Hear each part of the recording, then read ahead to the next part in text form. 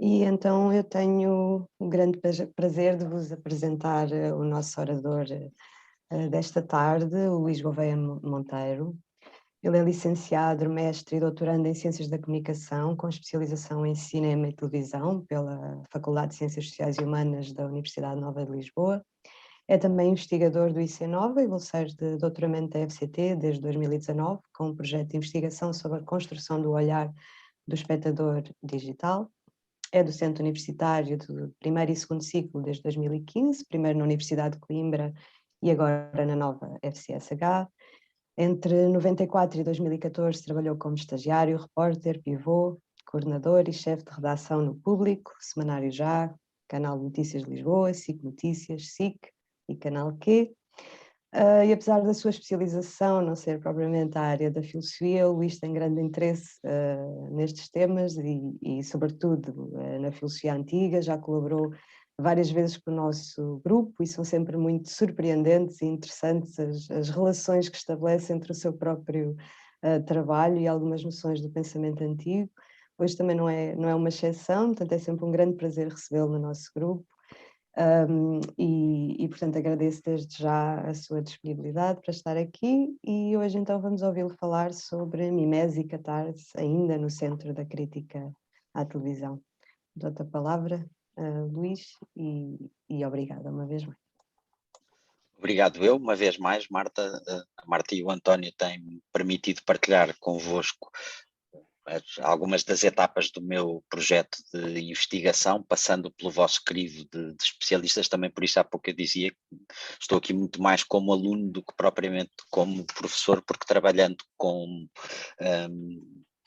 preocupações interdisciplinares tenho constantemente que pedir aos especialistas das áreas que avaliem até que ponto é que eu ando aqui na maionese do pensamento selvagem ou há algum interesse naquilo que ando a fazer e aquilo em que ando a pensar.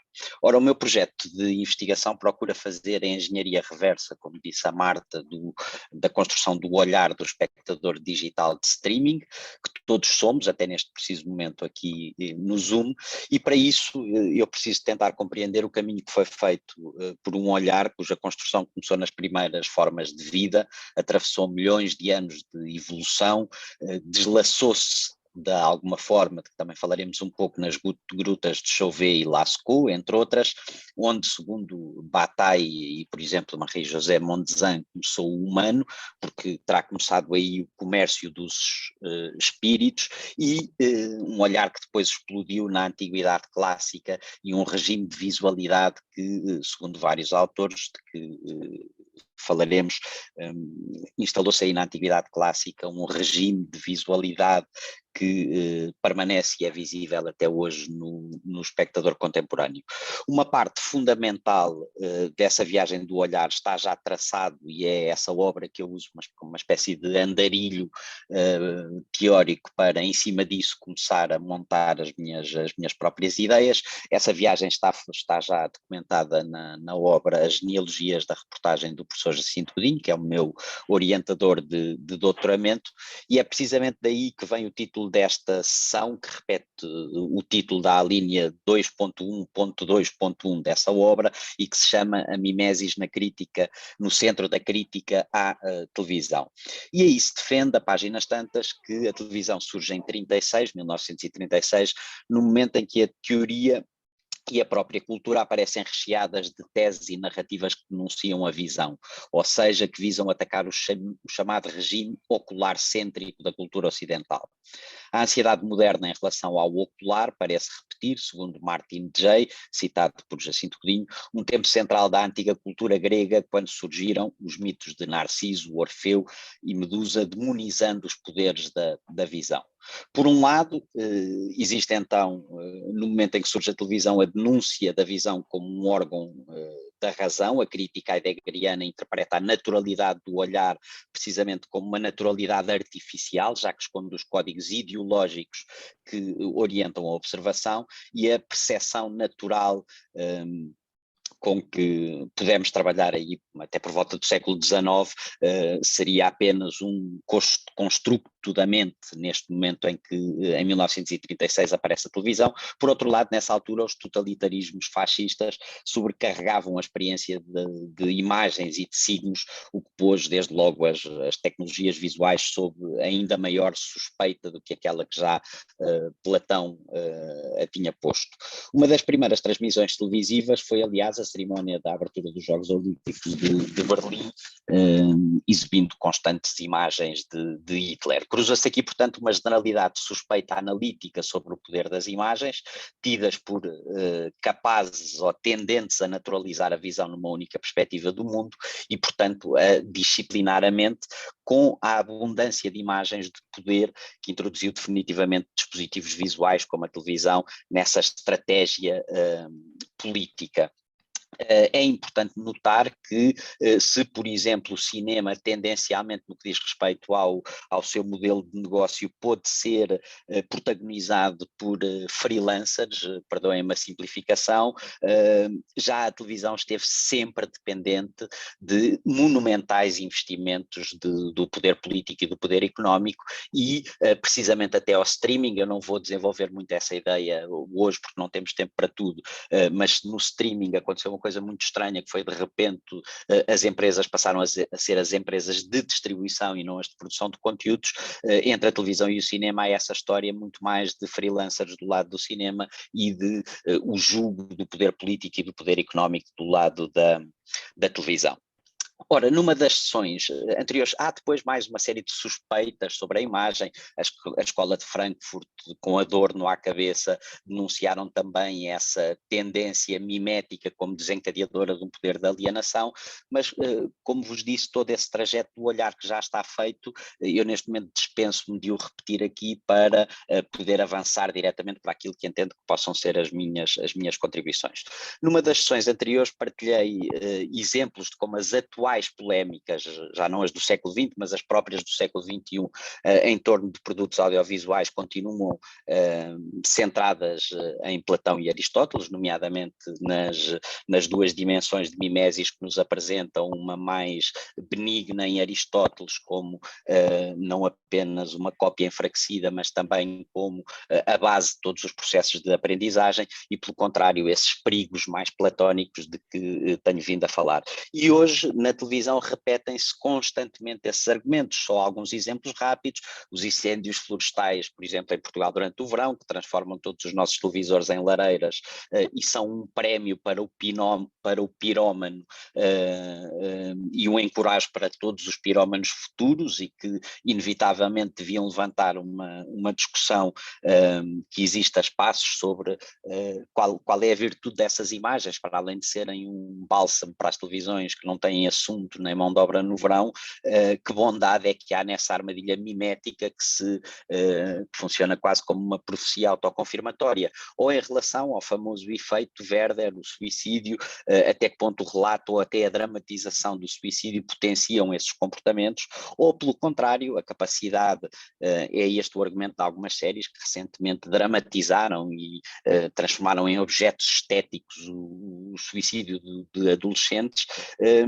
O argumento aristotélico deles era que uma sociedade sofisticada e evoluída tem de ser capaz de enfrentar estes problemas e de os discutir, portanto fazer a sua catarse por oposição a varrê-las para debaixo do tapete. A mesma questão já produziu muitas obras em torno dos perigos miméticos da televisão, a propósito dos assassínios em massa nos Estados Unidos de adolescentes que entram com uma arma na escola, precisamente à procura dessa glória fácil que depois lhes é granjeada pelos média. Volto aqui a citar a este propósito Jacinto Godinho. Para Heidegger, como já referimos, a obra de Descartes inaugura a modernidade como imagem da mimesis, como idade da mimesis, a era das imagens do mundo, ou seja, a forma inautêntica de juntar artificialmente, através do efeito sujeito do dispositivo lockeano, o que nessa essência está desligado, o Dasein, Também para Marx, como vimos anteriormente, este sujeito cartesiano é mais um efeito dos dispositivos técnicos da mimesis. Foram, aliás, os marxistas, como falei há pouco, mais poderosamente criticaram a mimesis moderna, apesar dela ter sido profusamente utilizada pelo stalinismo também, como sabemos.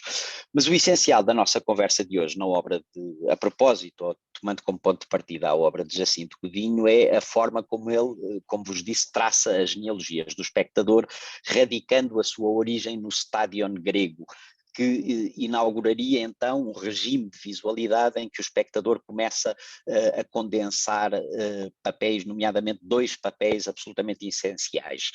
Um mais passivo e que é da ordem do nous, em que é apenas exposto aos poderes da imitação, protagonizada pelos atores da tragédia, em que é contemplativo e passivo, com um outro papel que será inaugurado nesse Stadion grego, em que o espectador não é apenas passivo, mas projeta-se naquilo que vê, tem uma sensação, que é aquilo que promete a televisão até etimologicamente, que é o de ter estado lá, que é de poder estar em sítios onde nunca fomos.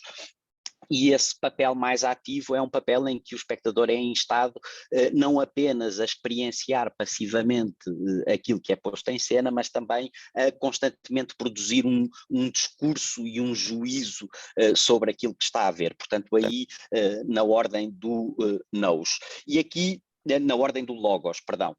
E eu aqui queria introduzir a minha primeira contribuição para este trajeto da arqueologia, da ideia e até da própria definição de televisão, apenas com 3 quadrinhos muito rápidos. Eu vou compartilhar a tela e que nos servem para começar a pensar a maneira como... Deixem-me partilhar a tela, só um segundo. A maneira como a própria ideia de televisão, se por um lado estava já projetada no dispositivo de visualidade que se inaugura no estádio, essa promessa começa ou vai acontecendo recorrentemente ao longo desta história e desta construção do olhar do espectador, ao ponto da própria definição de televisão aparecer um pouco antes da tecnologia estar disponível. E estamos aqui a falar daquele momento central do final do século XIX e início do século XX, em que há um movimento científico que se interessa especialmente pelas capacidades miméticas naturais, pela mimesis da natureza, ao ponto de aparecer a própria, ou quase a própria definição de televisão. 2 exemplos muito rápidos: Otto Wiener, um físico alemão que foi responsável pela determinação do comprimento da onda da luz e por uma experiência muito importante das ondas de luz estacionárias, e interessou-se por estes processos porque ele andava à procura da solução para a fotografia a cores e decidiu procurar nestes insetos fotográficos, como lhe chamava, um fenómeno ou um dispositivo a que chamou precisamente televisual, na medida em que permitiria que as coisas fossem fotografadas eletricamente à distância. E era esta capacidade mimética que se queria ir roubar ou que nos queríamos apropriar na natureza. Mais ou menos ao mesmo tempo, Jacques Lub, um fisiologista alemão muito interessante também para a filosofia, porque ele tentou positivar a questão do livre-arbítrio, portanto resolvendo apenas em termos fisiológicos, sem qualquer recurso à filosofia, e ele andava ao mesmo tempo interessado na camuflagem de algumas espécies de peixes e descreveu-as, mais uma vez. Estamos muito próximos da definição de televisão, umas décadas antes dela ser tecnologicamente disponível, descreveu-as como telefotográficas. E há mais exemplos, todos neste árduo tempo imediatamente antes do surgimento da televisão. Em 1901, Broadbent descreve a mímica orgânica dos insetos fotográficos como a origem da própria representação, do acting, chamando-lhes a pantomima da natureza. Até aos anos 30 há uma série de teorias à volta deste fenómeno, entendendo ora como uma forma de sonambulismo, ora até como uma espécie de distúrbio psicótico ou esquizofrénico do animal, em que ele não conseguiria, não se perderia a capacidade para se distinguir do seu meio ambiente. Ora, todas estas noções psicofísicas foram lentamente sendo desacreditadas e caindo em desuso à medida que se foi percebendo que não existiria nada de psicofísico nestes processos, apenas uma sensibilidade à luz na pele daqueles animais, tal qual a sensibilidade das placas fotográficas que nós impressionamos para produzir fotografia. O que é significante aqui é a forma como todas estas metáforas estão presentes, mesmo antes da tecnologia existir. Há como bem sabemos, uma conversa interminável que nos pergunta em que medida é que somos nós que procuramos uma determinada tecnologia ou que, pelo contrário, somos nós que somos formados por ela. Creio que podemos dar de barato por agora que estas coisas acontecem mais ou menos ao mesmo tempo e passeiam por um ar do tempo em que as ideias passam por nós mais do que nós as produzimos ou as emitimos ou somos autores originais delas. Ora, Lacan interessou-se bastante por estas movimentações, nomeadamente por um destes fisiologistas, Roger Caillois, que se interessou sobre a mímica dos animais também e que a viu como um fenómeno de adaptação ao campo visual. Era esta a interpretação, aliás, que a Escola de Frankfurt mais valorizava, entendendo a mimesis como um fenómeno que põe o sujeito longe de si, longe da sua autenticidade, alienando, e Lacan descobriu no estudo de Caillois que o fenómeno da mímica, muito presente no mundo animal, é a manifestação de uma potência formativa, não só do corpo mimetizado, mas da sua relação com o meio. Uma potência perceptível, sobretudo no fenómeno dos ocelli. Ora, os ocelli são aqueles insetos e pássaros que, para se protegerem dos predadores ou para hipnotizarem as vítimas, desenvolvem na pele ou na penugem, nas suas penas, uns grandes olhos, como que pintados, e que parecem estar sempre abertos e a olhar constantemente. Para Lacan, esta dialética mimética acontece porque os ocelli são uma forma de jogar com algo que está internalizado e que é pré-formativo e que é o fenómeno do regard. O regard não é, recorde-se, o olhar do outro, é apenas uma falha, uma estranheza, uma mancha, como lhe chama Lacan, no campo visual, mas é uma falha que é internalizada e cuja angústia é resolvida de várias formas. A fundamental, segundo Lacan, é remetida e primeiramente para essa sensação de que estamos a ser observados e não sabemos por quem. Ora, mas a mimesis, como alertou e bem Aristóteles, não é apenas uma cópia reles, mentirosa e até potencialmente fatal, como no caso destes animais, e aqui interessa-me introduzir uma ideia fundamental para a minha construção, para a construção do meu pensamento, que é introduzida pelo discípulo problemático de Heidegger, Gadamer, que resume a imitação e a representação não meramente a uma segunda versão, uma cópia empobrecida, mas a um reconhecimento da essência, porque não são meramente as repetições, não são meramente repetições, mas sim uma instalação e o espectador é envolvido por elas.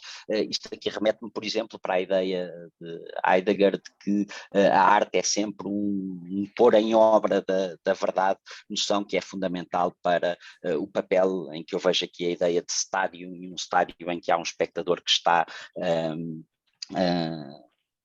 a julgar a bondade das ideias. É exatamente essa a definição de Gadamer, que diz que a imitação e a representação não são meramente uma segunda versão, uma cópia, mas um reconhecimento da essência, porque não são meramente uma repetição, mas uma instalação em que o espectador é envolvido com elas. Pondo isto em termos hegelianos, o papel do espectador seria aquele do momento em que o espírito se pensa a si própria. Essa genealogia... assistir a um encontro, infelizmente. mas julgo que está um microfone ligado. É melhor fecharem os microfones. Eu vou desligar.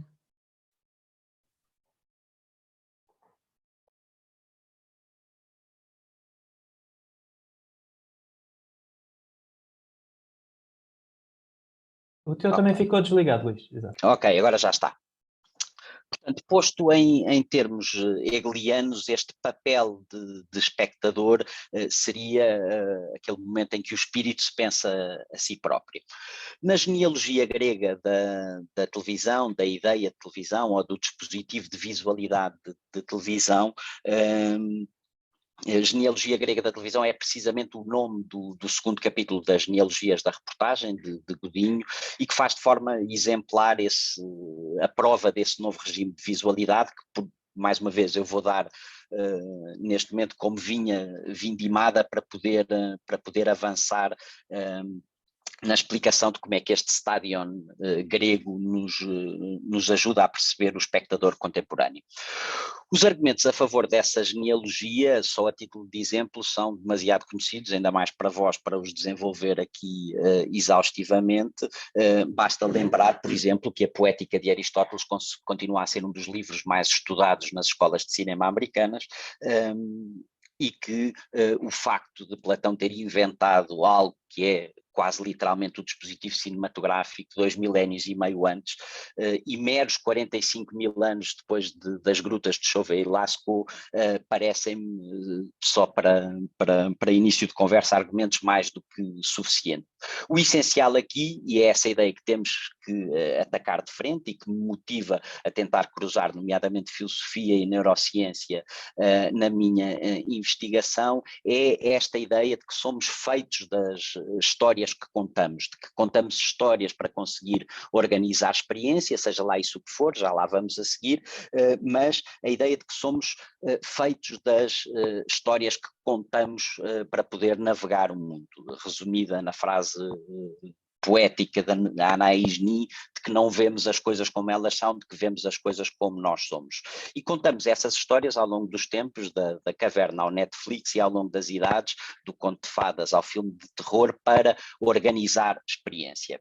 E este é o meu ponto de partida, à vontade de perceber melhor essa ideia algo alquímica do mecanismo através da qual o espectador não apenas assiste, mas se projeta, se julga e, como vos dizia há pouco, se joga naquilo que vê, procurando arrancar algum sentido não apenas à narrativa, mas ao seu próprio mundo, ou como o Gadamer enuncia. Portanto, o espectador no estádio olha para aquilo que é posto em cena e julga a bondade das ideias que ali estão em jogo, e que são as ideias com que nos governamos enquanto cultura. Essa alquimia soa-nos familiar, parece verdade, é algo que sentimos quando consumimos, nomeadamente bens culturais, mas eu creio que exige já, no momento em que as neurociências estão especialmente frenéticas, o escrutínio dessas ideias em função da informação que temos disponível. E diz-nos a mais recente de neurociência, nomeadamente António Damasio, num livro que está a lançar agora nos Estados Unidos e que lançou um pouco antes em Portugal, que a consciência talvez não seja mais do que o espetáculo multimédia que os organismos Eu não sei se continuam a ouvir. Sim. Continuam, Helder. Sim. Sim, eu estava com auriculares, recebi aqui um sinal, mas... Quando estavas a falar de espetáculo multimédia... Portanto, diz-nos António Damasio que a consciência talvez não seja mais do que o espetáculo multimédia que os organismos multissistemas desenvolveram para monitorizar e regular o funcionamento interno e as relações com o mundo exterior em busca da sobrevivência e da homeostasia. Diz-nos mais, diz-nos, por exemplo, que ao princípio não era o verbo, não era o logos, eram as imagens. As imagens são a principal moeda de troca do cérebro, por oposição a um entendimento de que o cérebro humano seria intrinsecamente linguístico. Mas ouçamos diretamente António Damasio, início de citação. Mente, tal como já definimos, é uma maneira de nos referirmos à produção e exibição de imagens que resultam da percepção ou da recordação. As imagens que constituem a mente fluem num cortejo sem fim e descrevem todo o tipo de atores e de objetos, todo o tipo de relações, todo o tipo de qualidades, tanto com traduções simbólicas como sem elas. São imagens visuais, auditivas, táteis, verbais, etc. E individualmente ou em conjunção transportam conhecimento, representam explicitamente conhecimento. Ora, fim de citação. Damasio diz-nos explicitamente que a necessidade que o cérebro tem de produzir imagens está relacionada com esta ideia importante de homeostasia. Este raciocínio, que aqui tentarei reduzir ao essencial, é o seguinte: todas as formas de vida, mesmo as mais simples e unicelulares, uma bactéria jogada no mundo, precisa de ser capaz de fazer aquilo a que Damasio seja detectar. Não será ainda uma consciência, mas é uma capacidade de detectar no meio ambiente, no meio que é exterior, as condições para a sua sobrevivência e homeostasia.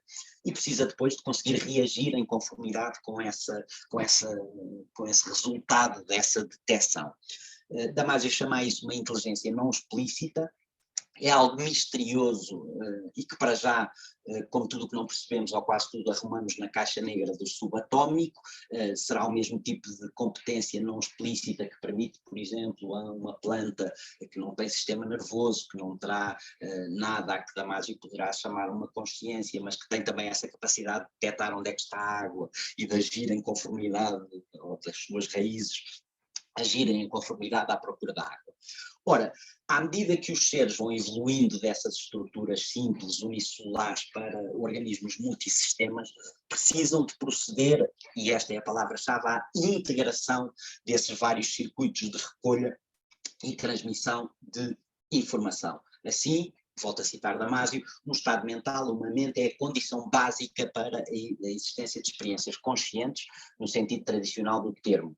Quando essa mente atinge um ponto de vista, ou seja, um ponto de vista subjetivo, a consciência propriamente dita pode começar.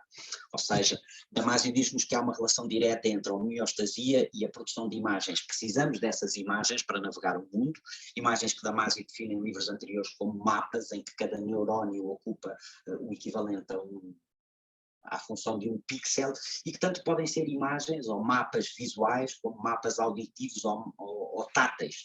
E dessa forma permite-nos fazer algo que já aparecia na tal genealogia grega da televisão feita pelo professor Bolinho, esta ideia da consciência como repórter do ser, da consciência como não um sítio no cérebro, não uma entidade mística, mas a forma de integrar todos os processos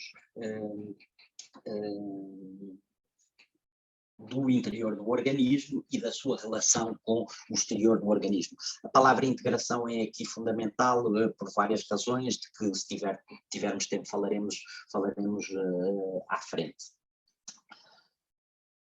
Ora, creio que desde já se começam a formar no horizonte uma série de paralelos possíveis entre estes retratos do professor Damasio da consciência como um espetáculo multimédia e do tal regime de atenção que a antiguidade clássica inaugurou na figura do espectador da tragédia. É um olhar que tem competência para julgar, que não é apenas passivo e contemplativo, mas tem que se julgar também naquilo que vê. Há, aliás, lembra uma raiz latina comum entre spectator e speculare, espectador e espelho, e que tendem em simultâneo para a ideia de separação e de ligação, que mais uma vez nos resume bem não só o stadion como a televisão, onde há pelo menos a promessa de uma distância que aproxima.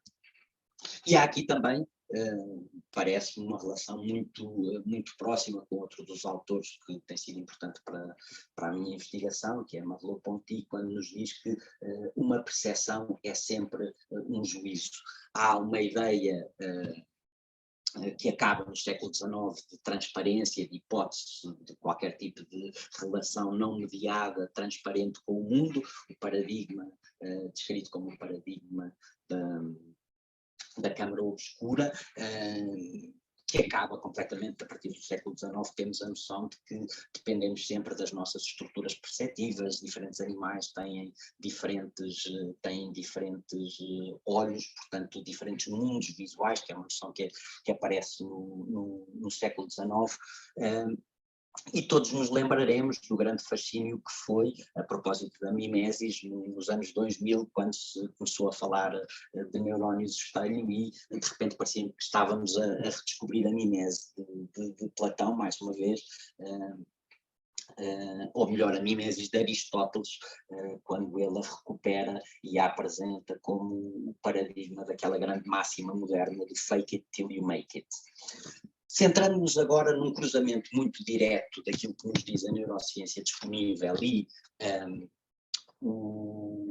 as ferramentas conceptuais que nos vêm da antiguidade clássica, eu recordo como Aristóteles, na sua poética, nos fala especificamente do terror e da compaixão como os motores da tragédia.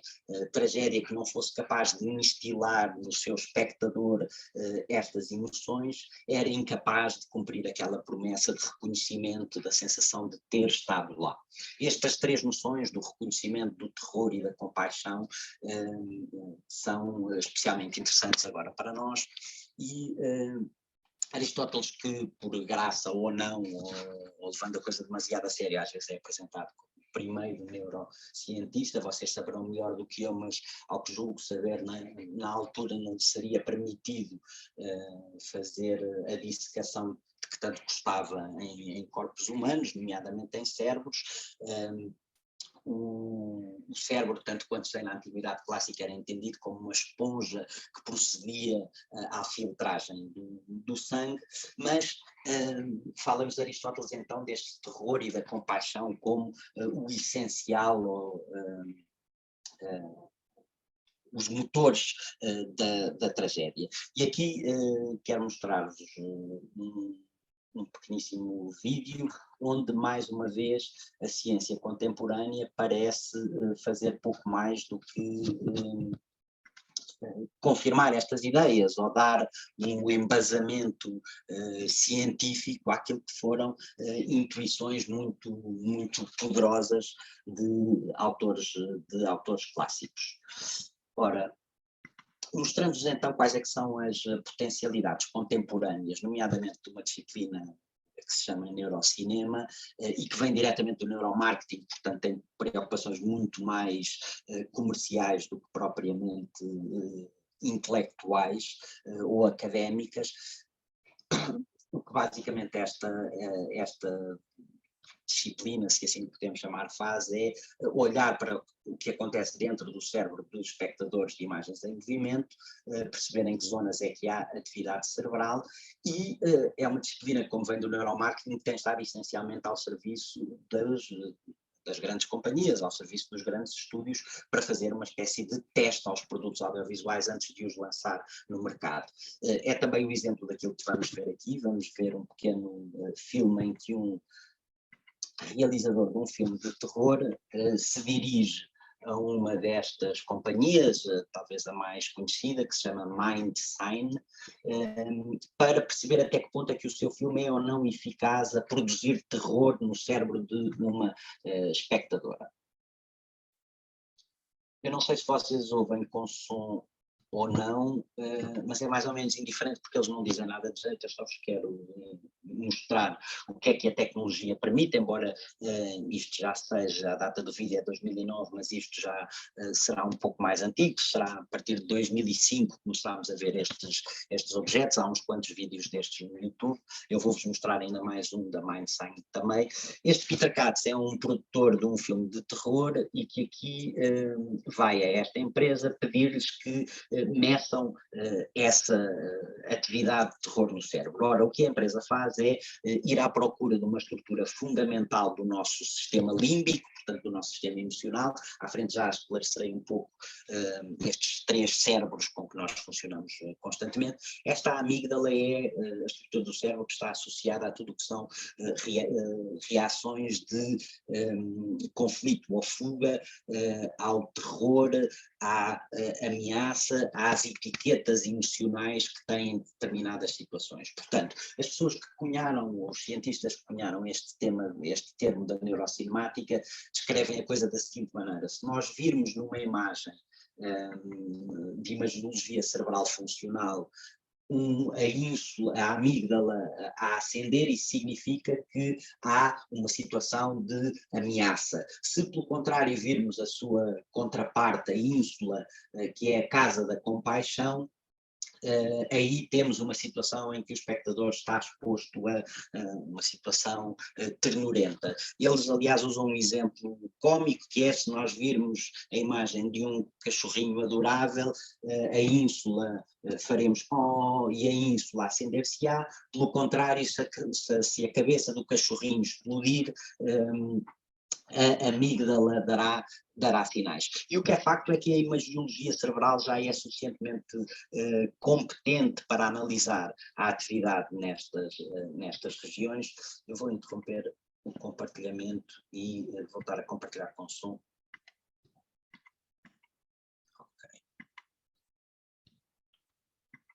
An fMRI machine to measure her fear. Conseguem Bridget ouvir watched alguma 2 coisa? scenes in a Siemens 3T MRI. Não.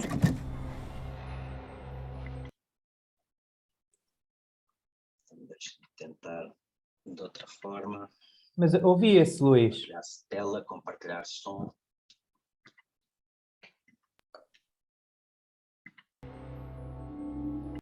Não tem? Tem. Tem. Each scene will be shown 3 times, with a 20-second pause to focus on an image of a crosshair to measure her fear. Bridget will watch 2. Há uma ressalva importante, por isso é que eu vos disse que eles aqui não dizem coisas especialmente acertadas. Nós tendíamos em 2005 a olhar para a ínsula e a amígdala como a amígdala só etiquetas emocionais negativas e a ínsula positivas, portanto coisas más à amígdala e coisas boas à ínsula. Sabemos hoje que é mais complexo do que isso, nomeadamente o papel da amígdala está associado à aprendizagem apetitiva, tal como à aprendizagem repulsiva. Ou seja, nós temos na amígdala quer as etiquetas, quando um rosto nos aparece pela frente e nós sabemos exatamente que mesmo que não saibamos o nome da pessoa, sabemos que aquela pessoa tem uma etiqueta emocional positiva ou negativa, as duas coisas acontecem na amígdala. A ínsula é a casa da compaixão, da ternura, da reação emocional positiva, isso não há dúvida, mas não se pode reduzir a amígdala apenas ao terror, porque ela, nomeadamente no relacionamento com outra estrutura importante, faz os dois papéis. 3T MRI.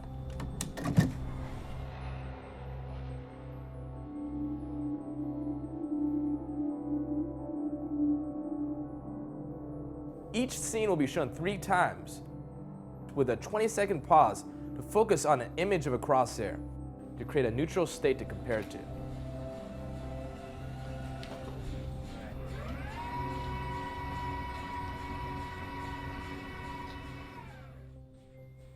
The data from the scan will be converted into a real-time view of Bridget's amygdala and other regions of her brain to be analyzed by the team. Okay, we're gonna get started, Bridget. Are you doing okay? Yeah. All right, here we go. What we're looking for, the amygdala, is right here. So after we analyze this in about 2 weeks, we are hoping to see activation here, the amygdala. So you could see fear. Like if she's scared, like if she's actually scared, you could see that right on the brain. The amygdala controls fear, Yeah. anger, rage, anything that's fight or flight. So if she's having any of those emotions, I think that's pretty good for a horror film.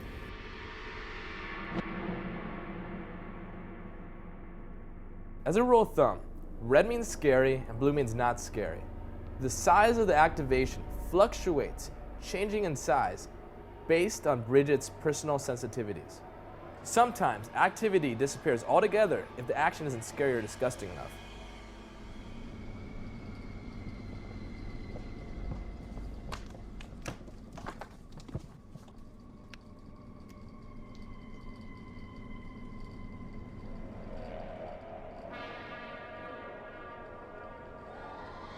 This is the scariest moment in the scene for Bridget.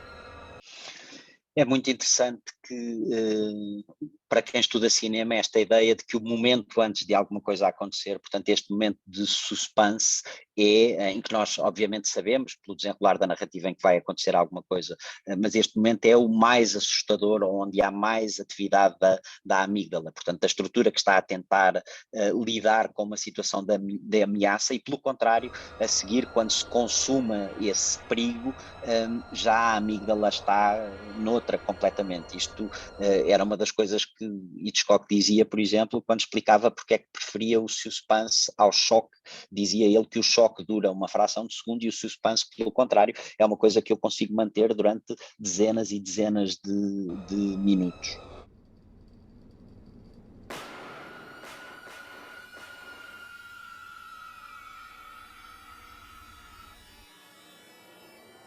Pronto, isto serve só para nos dar esta noção de que nós conseguimos, através da imagiologia cerebral funcional, portanto não é um retrato apenas, é um retrato ao longo do tempo da evolução da atividade cerebral de um espectador ao longo de um filme, conseguimos começar a ter uma série de dados que nos têm ajudado, ou que eu acredito que nos podem ajudar a pensar numa série de questões. Desde logo na estrutura do nosso cérebro e de como ele nos funciona a organizar a experiência prévia para prever o resultado de decisões futuras, ou seja, a arte de viver e a arte de ir tirando lições daquilo que nos vai acontecendo para fundamentar a tomada de decisões futuras de qualidade. Vamos só fazer aqui um pequeno recapitular então de quais são as funções destas duas estruturas muito facilmente associáveis ao terror e piedade que falava Aristóteles. A amígdala, temos, portanto, não apenas as reações de medo ou de aversão, é uma estrutura que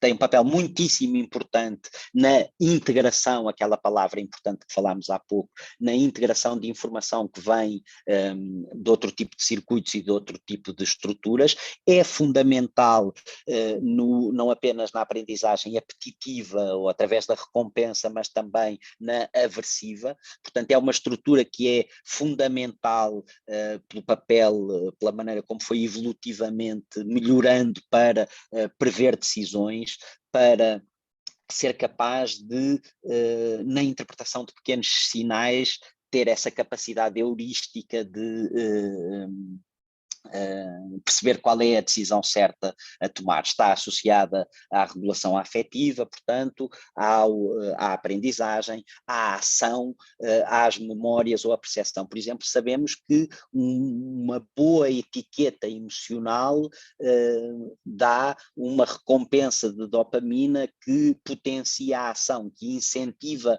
a ação. E é fundamental, portanto, como eu vos dizia, na avaliação de pistas sensoriais associadas com ameaça ou com recompensa. Levo só mais uma vez para tentar chegar a uma compreensão um pouquinho melhor desse processo pelo qual o espectador do Stadion se julga, se joga e joga também, ou julga a qualidade das ideias com que nos governamos no estádio, ou o espectador na televisão. Leio-vos uma pequena passagem de um paper de neurociência cognitiva que fala precisamente dos papéis da amígdala na regulação afetiva do corpo, do cérebro e dos comportamentos. Nos casos de animais complexos e de um mundo dinâmico, não é possível à evolução associar a priori respostas adequadas a todos os possíveis estímulos que os animais encontrem durante a vida. A solução que a evolução encontrou para resolver este problema foi dotar os animais de um sistema de aprendizagem. Depois termos um bocadinho mais técnicos, que associa respostas básicas não condicionadas aos estímulos condicionados que são sistematicamente experienciados com ou como predecessores do estímulo básico não condicionado. O que é que isto quer dizer? Quer dizer que, em primeiro lugar, a amígdala, mas também a estrutura que vou falar a seguir, que é o córtex pré-frontal ventromedial.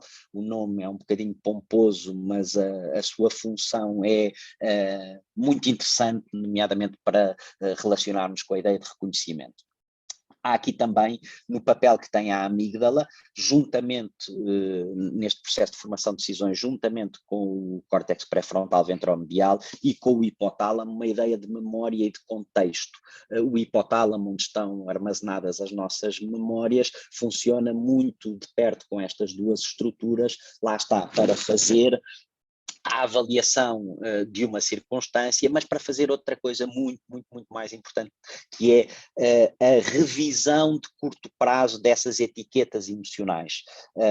Ou seja, nesta arte de viver que o indivíduo moderno tem de se melhorar constantemente, desenvolver as tecnologias do si que lhe permitam ir enfrentando uma realidade em permanente aceleração, é fundamental que estas etiquetas emocionais que nós atribuímos aos rostos, às situações, possam ir integrando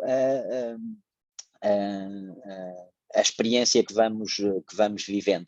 Aí, aqui isto traz-me à memória imediatamente aquela leitura que faz Hannah Arendt da experiência como experir, como resistir, combater a morte, que por sua vez me faz lembrar aquela frase do Bob Dylan de que you are either busy living or busy dying.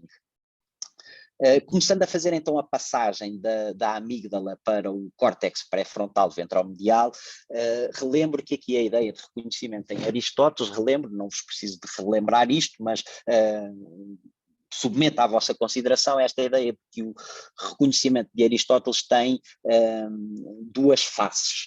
Em primeiro lugar, como passagem de um estado de ignorância a um estado de conhecimento, é mais uma vez uma das grandes preocupações do cinema contemporâneo. Hitchcock falava muito sobre isso, sobre a gestão da informação, a passagem de um estado de conhecimento, de não conhecimento a um estado de conhecimento, e que é algo que acontece em dois locais ao mesmo tempo, acontece nas personagens, mas também acontece no espectador. Uma das coisas que Hitchcock fazia bem, e que faz no Vértigo, é desfasar o momento em que as personagens se apercebem das coisas e o momento em que os espectadores se apercebem das coisas.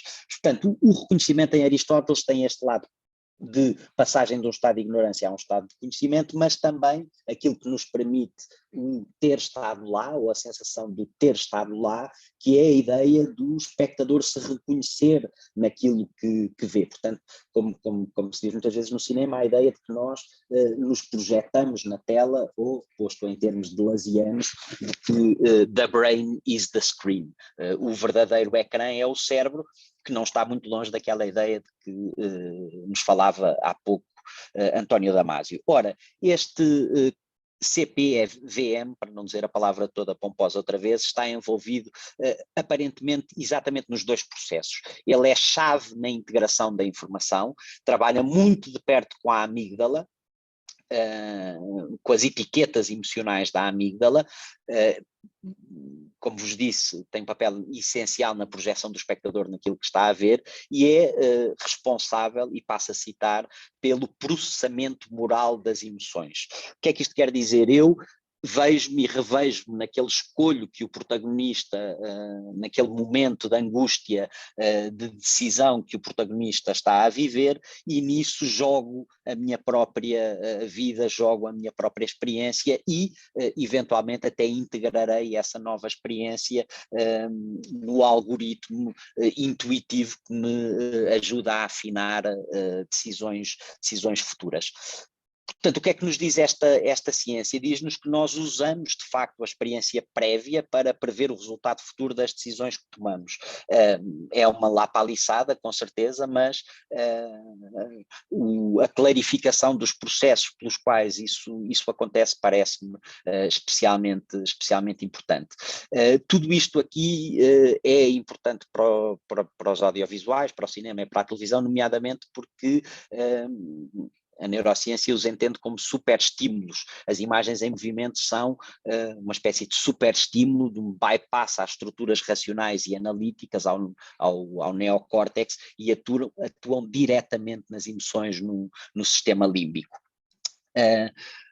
caminhando para o final, mas fazendo aqui uma tentativa de resumo, eu gostaria de partilhar convosco a minha metáfora preferida para tentar compreender o cérebro humano, e que eu julgo que nos ajudará a fazer a integração destas várias referências mais dispersas que eu tenho feito.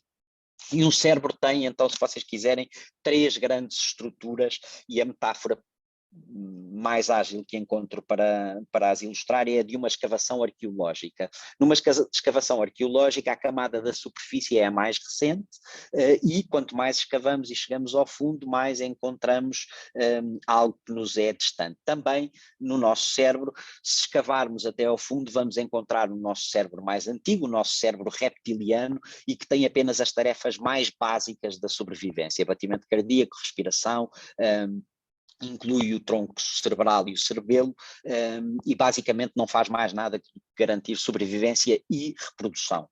Em cima dessa estrutura mais antiga, instalou-se o sistema límbico, e instalou-se tal como as civilizações se instalam, não destroem necessariamente tudo o que está antes, montam-se em cima disso. Em cima dessa estrutura reptiliana, instalou-se o tal sistema límbico, que para Damasio, por exemplo, é fundamental. Ele diz que nós atiramos para trás ou classificamos de pouco importantes as emoções, mas elas são fundamentais para Damasio na construção daquilo a que chamamos a consciência. E essa estrutura do sistema límbico, de onde vem a nossa intuição, os nossos gut feelings, de onde vêm as decisões rápidas, é composta, por exemplo, pelo hipocampo, o hipotálamo, a amígdala e a ínsula de que acabámos de falar. Ela tem sido muito desconsiderada, mas permite, por exemplo, o armazenamento de memórias de comportamentos que produziram experiências agradáveis ou desagradáveis. E só em cima destas 2 estruturas, que nós partilhamos com todos os mamíferos, se começou a instalar o neocórtex, que assumiu grande importância nos primatas e que na atual forma humana dos 2 hemisférios é responsável pelo desenvolvimento da linguagem, do pensamento abstrato e da imaginação. Também apressadamente muitas vezes foi identificada como a tal casa da consciência, mas a ciência disponível está muito longe desta ideia de que a nossa consciência é essencialmente analítica. Ouçamos só mais uma vez Damasio. Para ter a experiência de assistir a um espetáculo de multimédia em que o eu é o espectador, e onde por vezes até podemos assistir ao espetáculo, de nos vermos a assistir ao espetáculo, não chega a ter subjetividade. Para que tal aconteça, precisamos de outro componente: a integração das imagens e das respectivas subjetividades num quadro mais vasto. A consciência, no pleno sentido do termo, é um estado mental particular em que as imagens estão imbuídas de subjetividade e experienciadas num quadro integrado. Ora, chegando aqui e tendo reduzido este problema duro da consciência a um espetáculo multimédia dos sentidos, e estando já também a chegar ao final da minha intervenção, eu quase pareço ouvir-vos já a perguntar: então, e os qualia? Como é que o Damasio resolve a questão dos qualia? E resolve-os de 2 maneiras. A primeira, como as tais etiquetas emocionais das experiências, e em segundo lugar, como uma espécie de fusão funcional entre estados corporais e estados perceptuais. Aqui parecem-me evidentes as relações com a ideia de redução fenomenológica, com não apenas Husserl, mas Ponty, Bergson, Whitehead, por aí fora, com a ideia de que toda a consciência é consciência de alguma coisa, com toda uma linhagem de autores que estiveram preocupados com o sítio por onde seria possível dinamitar o dualismo cartesiano, esta distinção entre espírito e matéria. E eu creio que também há vários ecos ou várias ressonâncias que nos vêm daqui para a filosofia, não apenas para a fenomenologia.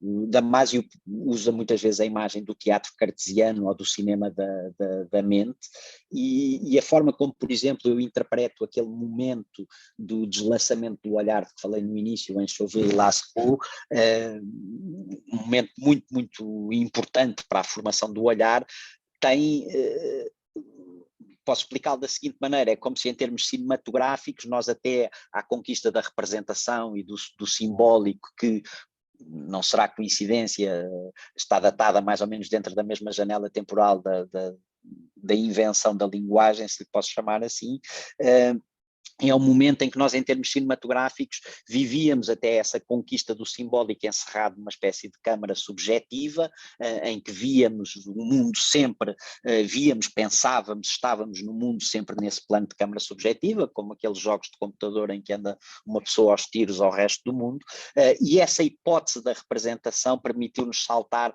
para uma espécie de plano de grua fenomenológico, em que nos conseguimos finalmente ver soi-même como un autre, pensar-nos de fora de nós próprios e até começarmos a pôr-nos nos sapatos dos outros. Outra das questões que me parecem atravessar toda esta questão é das filosofias da matéria por oposição às filosofias do espírito, ou se quisermos em termos mais antigos, as filosofias do ser de Parménides por oposição às filosofias do devir. Recordo esta ideia de integração de que Damasio fala muito para construir a sua ideia de consciência, é também a palavra-chave do panpsiquismo, que bem se lembram, diz que a consciência pode emergir até de uma rede de computadores, tendo em conta, dizem eles, que nós temos já tantos computadores no mundo, ou quase, ou para lá caminhamos, quanto neurónios temos no cérebro, é só uma questão de tempo até emergir aí consciência. E a chave não é o número de células individuais, é o número de integração, é a quantidade de integração, ou seja, a quantidade de ligações entre estas células. É uma das perguntas que eu tenciono fazer ao professor Damasio, um dia que ele me dê essa oportunidade, é como é que reage à ideia um pouco assustador nos tempos que correm de que é um fisicalista, porque a tendência é para, pelo menos dos territórios de onde eu venho, é interpretar o fisicalismo como o fim de qualquer hipótese de livre-arbítrio, metafísica, mas eu acredito que um dia ainda terei a resposta para essa pergunta. Há outra questão, ou há outro, já não tenho tempo para muito mais, mas há outra linha de reflexão sobre estas questões que vem de Bergson, por exemplo, quando ele fala do mecanismo cinematográfico do pensamento, quando ele nos diz que temos que fazer uma espécie de congelamento fotográfico àquilo que está em constante mudança, em constante devir, para os congelarmos em formas e para conseguirmos pensar. Portanto, a ilusão consiste em acreditar que conseguimos pensar o instável por intermédio do estável e o móvel por intermédio do imóvel. E agora, de repente, vem-nos à cabeça necessariamente o paradoxo de Zenão. Ora, termino então com esta ideia de que talvez não seja completamente absurdo tentar pensar a televisão usando ferramentas da antiguidade clássica, uma vez que é isso que continuamos a fazer de forma genérica, mas acho que não há qualquer perigo de nos entregarmos ao fisicalismo e de recusarmos qualquer hipótese do livre-arbítrio se começarmos a tentar pelo menos fazer o confronto, e é para essa ajuda que eu vos peço, para fazer o confronto destes dados que começam a fazer o desvelamento da atividade do cérebro, confrontando com introspeções que começaram a ser feitas há 2500 anos e ainda hoje. O professor Damasio diz que, apesar das máquinas todas a que tem acesso à introspeção, continua a ser a sua ferramenta científica preferida, e nomeadamente a que lhe permitiu escrever o último livro em que ataca de frente esta questão da consciência. Se houver aqui algum dos passos neste processo que não tenha ficado claro, por favor, peçam-me para esclarecer melhor, falo-ei com todo o gosto. Há aqui um pequeno tópico de discussão, eu já estou no limite do tempo, que tem a ver com a datação das idades das células, que é outra funcionalidade que conseguimos, que a ciência nos ofereceu muito recentemente e que nos dá ideias muito interessantes sobre as idades das células do nosso corpo. Isto tem outra vez a ver com aquela ideia das filosofias da substância versus filosofias do processo, que também pode dar uma conversa engraçada, mas não conseguimos meter tudo numa hora, portanto, daqui para a frente sujeito-me às vossas dúvidas ou indignações. Muito obrigada, Luís, agradeço-te imenso esta apresentação tão rica, cheia com tantas relações e abertura de tantas portas de reflexão e de discussão. Felizmente agradeço também por teres cumprido o limite do tempo, temos agora praticamente 1 hora para discussão e, portanto, sem mais delongas, vou dar a palavra ao Hélder, que já pediu para falar. Obrigado, Marta, e muito obrigado, Luís, pela apresentação. Achei impressionante a forma como conseguiste articular tantas fontes, tantas formas de reflexão e de estilos tão diferentes e áreas tão diferentes do saber. Estou longe de ter conseguido digerir tudo isto, é algo que requer depois um contacto mais paciente com os teus próprios textos e o próprio trabalho que estás a desenvolver nesta área. Houve algumas questões que me ocorreram e uma delas prende-se ou corresponde a um certo núcleo de problemas a que fizeste várias vezes alusão, mas depois não ficou ainda inteiramente claro para mim como é que tu concebes o problema. E o núcleo disto tem que ver com a noção de imagem e a importância da imagem. Vários dos pensadores a que referiste, havia uma ideia do nosso conhecimento, da nossa consciência, a assentar em imagens, ou então a informação sensível, e tendo em conta Platão, Kant, vários outros autores, Nietzsche, muitas vezes vincam a nossa capacidade de reconhecer realidades depende não só de uma componente sensível, mas depois da possibilidade de operações do juízo, operações da reflexão exercidas sobre isso, de modo que isso era o que permitiria propriamente conhecimento. Tu referiste brevemente a componente do juízo quando falaste do Merleau-Ponty, mas pergunto-me se verias isto como algo sempre absolutamente essencial na componente das imagens. E Posso dar uma resposta muito rápida? Há um exemplo do Merleau-Ponty que eu acho que é especialmente bom para responder, que diz ele que se de repente me aparecer nos corredores da faculdade um elefante enorme a carregar a toda a força na minha direção, eu não vou perder um segundo a pensar como é improvável que um paquiderme de tão grandes dimensões venha a correr na minha direção neste sítio, quando eu acabar a frase o paquiderme já passou por cima de mim. Nesse momento dispara a amígdala, dispara uma reação de fight or flight, que não me vai... não há qualquer juízo nesse momento, não há pensamento analítico. Essa resposta não vai ao córtex pré-frontal, é uma resposta de imediata deployment de sangue para os órgãos motores, e eu depois então farei essa reflexão, pensarei quem é que terá deixado a porta do zoológico aberta. Agora, naquele momento, nem o Merleau-Ponty se vai dedicar à reflexão, vai ter uma resposta evolutiva que lhe vai permitir salvar a vida. Sim, mas aí o que eu respondo é que em grande parte da história da filosofia, a concepção de juízo que está em causa nestas análises epistemológicas corresponde sobretudo a juízos tácitos, ou seja, não são propriamente momentos de reflexão em que a pessoa tem de pensar sobre aquilo, mas são já automatizados e correspondem a uma determinada interpretação que está já a moldar a própria sensação que nós recebemos e que permite ver aquilo como um elefante e não apenas como cores em movimento. Ou seja, essa interpretação ou esse momento de discernir o que está ali em causa que corresponde a juízos. Chamo, por exemplo, a atenção que um dos termos usados por Platão para juízo, ou no contexto de explicação do que é a doxa, como juízo, é crisis, ou seja, é a capacidade de discernir, de decidir se é uma coisa, se é outra. E é nesse sentido que eu estava a dizer que, ou estava a pôr a possibilidade de ser necessário rever ou ter cautela com um privilégio excessivo da dimensão sensível, uma vez que parece estar sempre necessário uma certa componente de interpretação ou de juízo, neste sentido mais tácito ou implícito.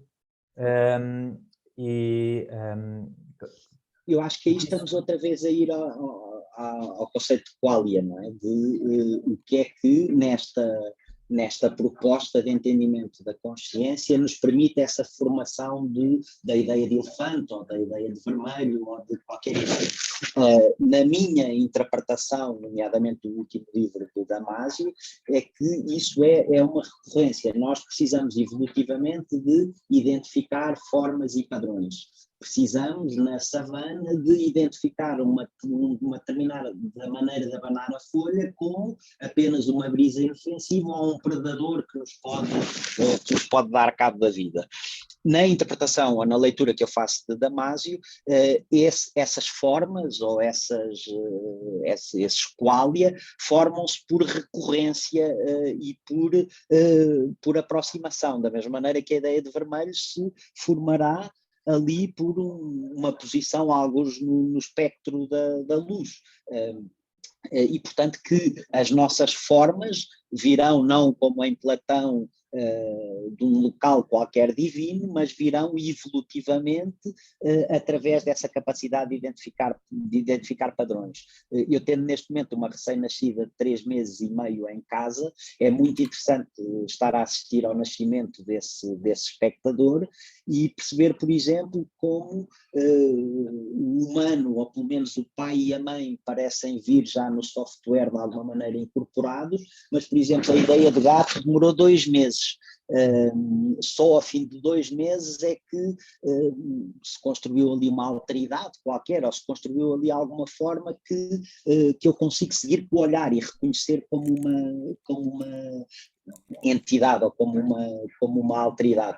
Da mesma maneira que, entendendo nós uma grande parte da nossa consciência como esses movimentos, quase movimentos de câmara apetitivos ou aversivos, não é? De zoom in ou de zoom out, no recém-nascido o choro vem à partida, mas o riso primeiro só vem durante os sonhos, e em que, curiosamente, quando são aqueles sonhos intensos, se intercalam os momentos de choro com os momentos de riso, como se o software se estivesse a instalar durante as primeiras 3 ou 4 semanas, e depois de estar devidamente instalado, então, ao fim do primeiro mês, esses sorrisos e esses movimentos de zoom in empático começam a estar presentes no bebé de forma consciente, de forma em que ele os consegue decidir ou não. Mas, portanto, eu diria que na leitura de Damasio, essas formas aparecem por repetição. Sim, estou a perceber. Não sei se posso continuar ou se passamos a palavra a outras pessoas. Marta? Está sem microfone. Ainda tens mais questões, Hélder? Eu tinha mais 2 questões que gostava de fazer, se for possível, tendo em conta que temos Se calhar tempo. fazemos a ronda primeiro, há mais Muito 2 bem. pessoas que querem falar e depois voltamos a ti. Desculpem, pode ser? eu estava mudo, eu estava a dizer que queria fazer um follow-up à questão do Hélder do Merleau-Ponty, depois o Hélder pode pegar outra vez na bola e fazer mais perguntas. Vamos Essa ouvir depois vai-se então. perder. Eu também tinha um follow-up. Então pronto, vamos ouvir o Luís e depois a Maria Melo e depois o Luís responde e voltamos então ao Hélder. Era um pouco, agora como veio a talho de foice o Merleau-Ponty, a questão da percepção, que é uma questão sobre a qual já pude estudar um pouco, e para dizer que, e aqui talvez um pouco para reforçar a resposta do professor Luís Monteiro, um pouco, e também, embora o Hélder já saiba que isso é algo que nos costuma dividir, um pouco para quer dizer, no sentido para discordar do Hélder, ou seja, eu acho que não se pode dizer que a história da filosofia tenha sido unívoca nessa posição intelectualista relativamente à percepção. E mais que isso, há 2 problemas diferentes. O primeiro problema é, será que a percepção é apenas baseada no sensível, no dado sensível? Isto é o primeiro problema. E há filósofos que defendem que sim, os sensualistas, por exemplo. Mas há um segundo problema, que é se admitirmos, como a maior parte dos filósofos que eu também estudo tendem a admitir que a percepção envolve já uma grande componente de interpretação, de certa forma, de moldar esse dado sensível, será que esse moldar, essa interpretação do dado sensível tem a natureza de um juízo, seja ele tácito ou explícito? Isso é outro problema. Ou seja, e para o Merleau-Ponty não. Isso eu gostava que ficasse claro. Para o Merleau-Ponty, aliás, ele debate, precisamente ele critica o intelectualismo. Para o Merleau-Ponty a percepção não é um juízo de todo. Portanto, é só para deixar isto vincado, que há outras posições e que não podemos resumir a história da filosofia a uma posição intelectualista sobre a percepção. E mesmo, por exemplo, a resposta de Kant, por exemplo, pegando outro filósofo que conheço bem, o Schopenhauer, ele diz, Schopenhauer faz uma crítica radical do sensualismo, também baseada no Kant, é verdade, mas a hipótese que ele levanta, ou a resposta que ele dá para o problema da percepção, para o que é que funciona, para a espontaneidade, para aquilo que Kant chamava a espontaneidade, da qual resulta a percepção, não é de que a percepção seja um juízo, é de que há uma aplicação da causalidade, mas que para o Schopenhauer não é essa categoria, entre aspas, da causalidade, não é um conceito ainda, é uma intuição da causalidade e de relações causais. E mesmo o próprio Kant, não é? Que corresponderia melhor a esse modelo de uma interpretação, digamos, judicativa do dado sensível, isso está longe de ser claro na medida em que ele próprio se enreda em inúmeros problemas e tem de introduzir toda aquela maquinaria do esquematismo, etc., para explicar então como é que se faz a síntese entre o sensível, o inteligível, etc., portanto, no nosso conhecimento. E, portanto, mesmo no Kant a questão não é de todo simples. Portanto, era só isto. Obrigado. Eu agradeço muito essa correção. Estava aqui precisamente à procura da questão do Merleau-Ponty e da percepção ser um juízo. Ele utiliza a frase da percepção ser um juízo precisamente na parte em que, na fenomenologia da percepção, ataca o intelectualismo. Portanto, eu posso-me ter explicado mal e atribuído uma frase a ele que era uma crítica, mas esta ideia da percepção ter os dois lados, portanto, ter o lado do nous contemplativo e o lado do logo discursivo, que tenta ligar às ideias às formas, se quiserem, é, se quiserem, o essencial da tal figura do espectador ou do regime de visualidade, que também é um regime de verdade, é uma maneira de estar de um indivíduo no mundo, em que estão não as duas coisas separadas, mas as duas coisas juntas, portanto um lado mais passivo, contemplativo, mas o lado de um juízo também. A ideia de que as duas coisas participam na formação da percepção parece-me resolvida há muito tempo. Aliás, desde que o Kepler explicou que a retina produz uma imagem que chega ao cérebro virada de cabeça para baixo, tinha já o primeiro sinal de crise dessa ideia, desse paradigma de câmara obscura de que eu vos falei, de uma transparência, de podermos imaginar a nossa percepção como qualquer tipo de transparência.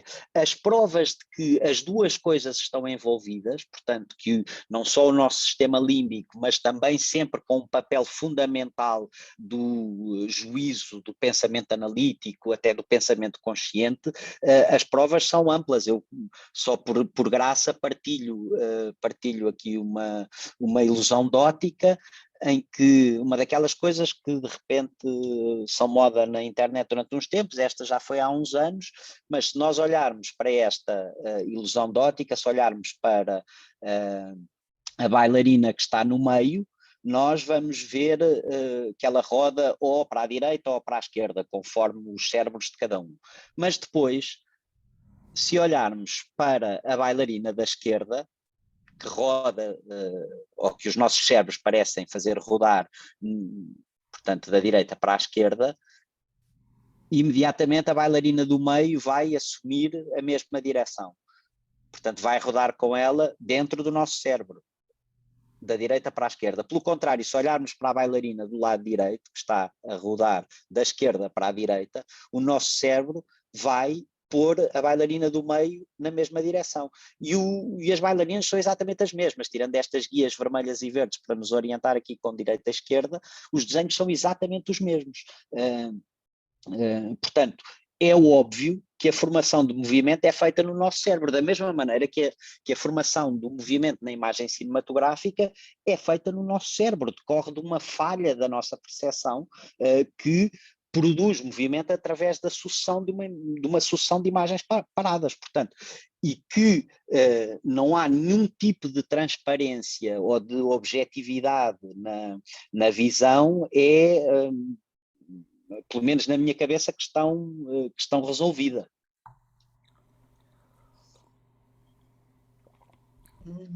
Luís, queres responder? Não, desculpa, eu não tirei o braço, a mão devia ter Não, tirado. não. Sim, concordo. Obrigado. Então a palavra à Maria Melo. Olá, eu começava por me apresentar e dizer qual é a minha área, só para justificar que não sou de filosofia, sou de literatura, sou professora no curso da pós-graduação de Artes da Escrita, de Escrita para Cinema. A minha tese de doutoramento é justamente a poética de Aristóteles e a sua aplicação como teoria do método e funcionalidades específicos das artes audiovisuais e de larga difusão. Portanto, a minha área de expertise, portanto, é a poética de Aristóteles e tudo o que tem a ver com Aristóteles, portanto, e mais especificamente o estudo do molde trágico aplicado ao cinema. Agora, quer dizer, em relação à discussão que eu achei interessantíssima, todos estes dados novos e esta cena do visual e do nosso cérebro e da retina e essas coisas todas. Do que eu saiba, Aristóteles tinha as suas maneiras de ver as coisas na retórica, por exemplo, enquanto nós estamos aqui a falar de córtex pré-frontal, ventral, coisa, ele fala de batimentos cardíacos e do suor, e para ele era suficiente para medir as reações. Agora, há uma coisa que para mim aqui eu gostava que, como estudiosa da poética, que fosse dita com maior acuidado, quer dizer, que não se confundisse nunca terror com temor. Portanto, porque quando nós dizemos terror e compaixão, estamos a falar de uma coisa que é completamente avessa a Aristóteles e a Platão. Porque Aristóteles é um platónico, ele é um discípulo de Platão, ele pensa como Platão. Divergem em pequenas coisas, mas de resto, na utilidade da mimese, e Aristóteles também considera que o espetáculo trágico está em decadência, que não serve para nada, e é por isso mesmo que escreve a poética, não é? Para ver se as coisas melhoram. Agora, em relação ao temor e ao terror, quando nós falamos de terror e falamos das amígdalas e falamos do perigo, estamos a falar do tal choque que o Hitchcock falava, e esse choque traduz-se por terror, não é por temor. Ou seja, o terror tira-nos, tolda-nos a capacidade para pensar, enquanto que o temor faz o contrário. O temor suscita a nossa capacidade para pensar, porque o temor é o suspense, não é? Mais a tradução melhor. O temor é a antecipação do mal, mas o mal não está presente.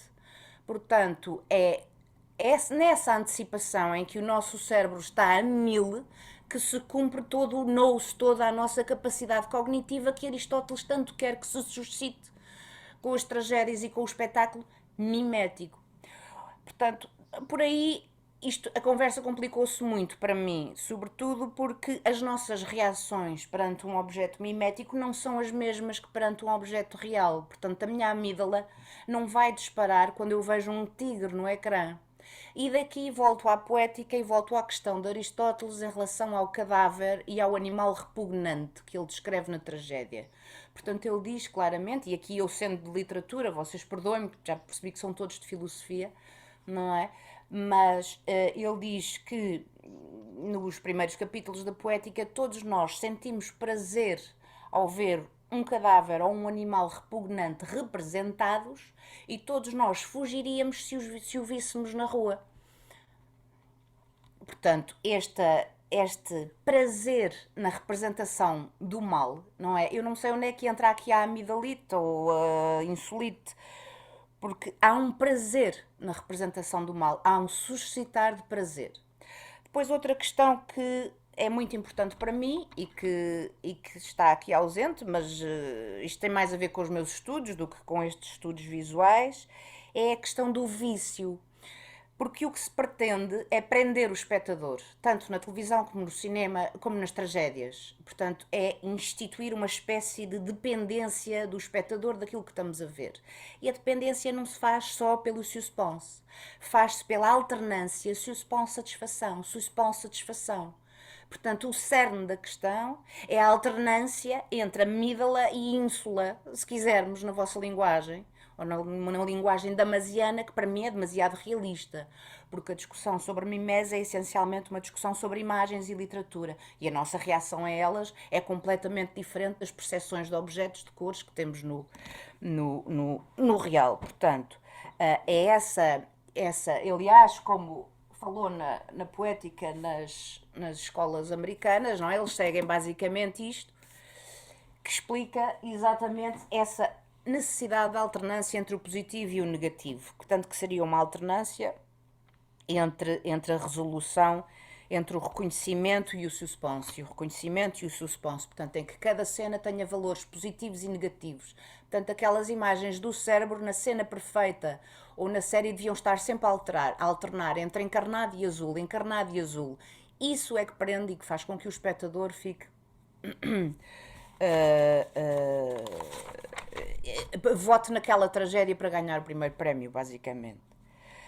Depois, quer dizer, mais ou menos era isto. Portanto, não é propriamente terror, devemos dizer temor, porque Aristóteles, na retórica, que é... Enfim, faz mais a ponte entre a filosofia e a poética e a literatura, mas na retórica, como saberá o António Queiro, e também na ética, ele faz a descrição de todas as emoções e ele distingue terror e temor. São duas emoções diferentes que suscitam reações diferentes. Portanto, de facto, sim, o temor, phobos, em grego, phobos, que surge na iminência do mal, mas depois o terror já surge quando o mal já está presente. E isso não acontece em mimese. E por isso é que a mimese é mais, portanto, dá prazer. Portanto, e o prazer é o elemento fundamental na nossa ligação com a mimese. E sem mimese não há catarse também. Falou-se pouco de catarse, tenho pena. Mas de resto gostei muito desta discussão. Fiquei muito... Quer dizer, foi bom para mim entrar aqui num campo novo, num tipo de discussão nova, diferente daquilo a que estou habituada. E estou à disposição também para quaisquer. Muito obrigada. Era só. Havia mais coisinhas, mas também não para não me prolongar muito, era só isto. Luís? Obrigado, Maria. Como comecei exatamente por dizer, é exatamente por essas expertises que eu encontro aqui que tenho pedido várias vezes para aqui vir, para ver se as coisas com que ando entretido fazem algum sentido, nomeadamente para as pessoas que sabem de facto das áreas em questão. Agradeço muito essa chamada de atenção para a diferença entre terror e temor, à qual darei toda a atenção, nada a dizer em relação sobre isso. Relativamente àquela questão de que a nossa presença em frente a uma representação não é a mesma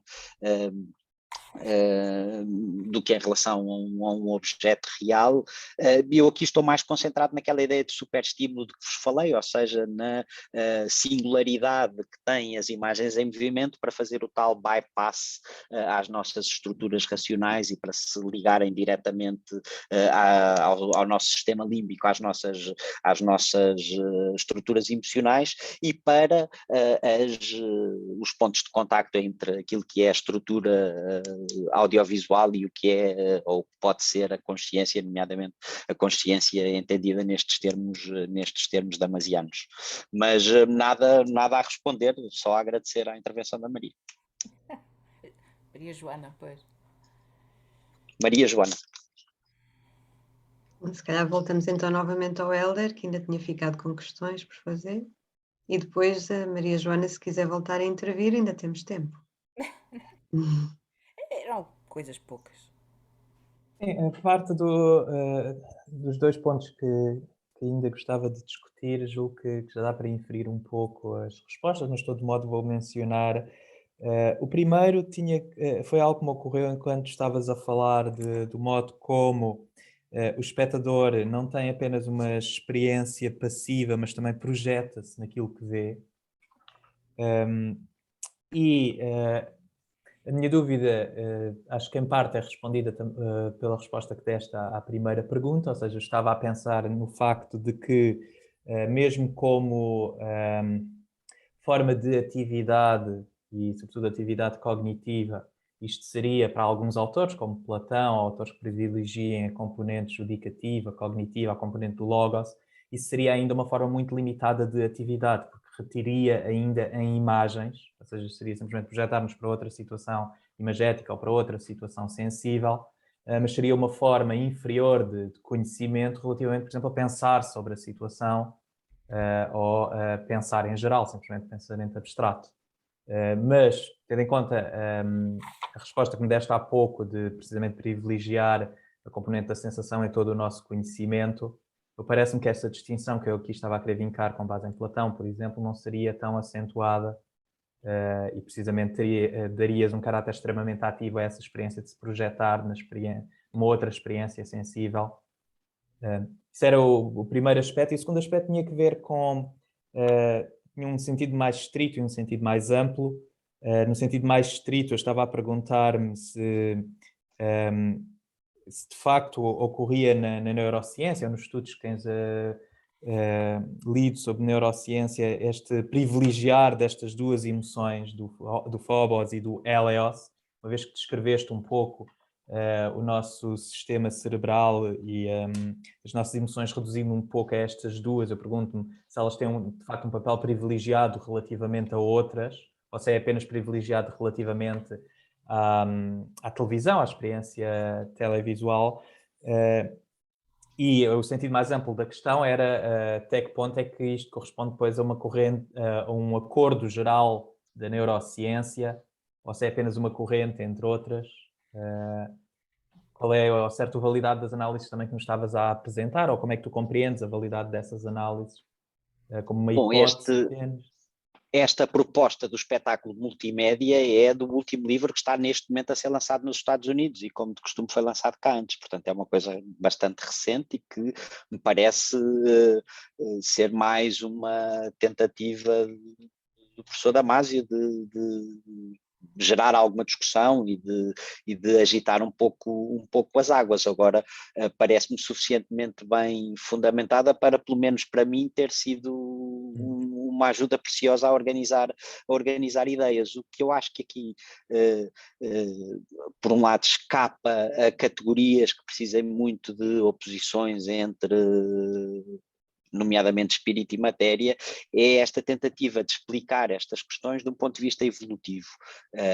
Mas também é essa a sua simplicidade e a sua simplicidade e a sua eficácia, pelo menos tal como eu as penso. De repente, há um caminho que é traçável desde a bactéria, passando por Chauvet até ao streaming, em que eu pela primeira vez consigo experimentar, não como uma ideia poética, mas como uma ideia mais concreta e como conhecimento mobilizável, é essa ideia de que fisiologicamente nós funcionamos. Os organismos funcionam com feedbacks positivos e feedbacks negativos, funcionam com uma indicação de esse comportamento é bom, continua, esse comportamento é mau, para. Portanto, este zoom in, zoom out, aprendizagem apetitiva, aprendendo apetitivamente pelo que é bom ou aprendendo com más experiências, são coisas que nos estão marcadas na carne, portanto, com as quais nos conseguimos relacionar e que eu acho que começam a dar uma ajuda para tentarmos conciliar um universo ou zonas do saber que andavam aqui um bocadinho em caixas negras postas ao lado umas das outras. Portanto, é difícil e posso dizer por experiência própria que é especialmente desconfortável andar a navegar sempre nessas fronteiras, não é? Porque se este exercício já é solitário por natureza assim, quer dizer, somos sempre o estrangeiro e somos sempre o maluquinho que vem da casa ao lado, mas a mim pessoalmente ajudou-me esta ideia e não tenho encontrado grandes tropeços para conseguir conciliar, nomeadamente toda aquela linhagem do Bergson, do Ponty, do Whitehead, das filosofias do processo. Não vos falei a esse propósito era mais uma gracinha que trazia, mas posso só complementar com isto, que é a tal hipótese de medição das idades das células, chama-se a datação por isótopo de carbono 14, que nós conseguimos fazer, não é aquela datação normal, que nós já fazemos há muito tempo por carbono, é uma coisa diferente que nós conseguimos fazer desde 2002 por causa das explosões nucleares de meados do século XX. E nós só vamos conseguir fazer isto até 2030, se não rebentarem mais bombas nucleares entretanto. Isto permite-nos datar todo o tipo de células e mostrou-nos, por exemplo, quando nós percebemos que podíamos fazer isto, fomos tentar datar as células do corpo humano. E nós sabemos que as nossas células da pele, por exemplo, exterior, duram cerca de 2 semanas. Já as do interior do intestino são células que têm 5 dias de idade, do revestimento exterior têm 16 anos, células de gordura cerca de 10 anos. As únicas que têm a nossa idade, ou que estão perto disso, são precisamente as células que estão no neocórtex e que têm e que estão associadas a zonas onde ocorrerá, por exemplo, o pensamento analítico. Isto parece muito contraintuitivo com as ideias de Damasio, que defende acima de tudo uma consciência integrada e ataca muito, diz que nós andamos a amarrar com o problema da consciência há muito tempo porque estávamos à procura de um sítio no cérebro ou de uma entidade mística, de um sopro, de uma pneuma qualquer que andasse por aqui à solta, e é outra das perguntas que eu espero rapidamente poder fazer ao professor Damasio, como é que parece contraintuitivo em relação ao que ele diz, de facto, dentro do nosso espírito, se nós quiséssemos encontrar o sítio onde, dentro do nosso espírito, não, do nosso organismo, se quiséssemos encontrar uma casa para o espírito, ou esse local onde pudesse estar uma célula que é tão antiga quanto nós e que nos dá a unidade da percepção desde o nascimento, ou uma ideia de unidade desde o nascimento até à morte, as células de facto mais antigas estão no nosso neocórtex. Pelo contrário, as nossas memórias no hipocampo estão cerca de 20 anos. É uma ideia que também é muito importante para a neurociência, que é de que nós, quando nos lembramos de uma coisa, não nos estamos a lembrar do momento em que isso aconteceu, estamos a lembrar da última vez que nos lembrámos disso.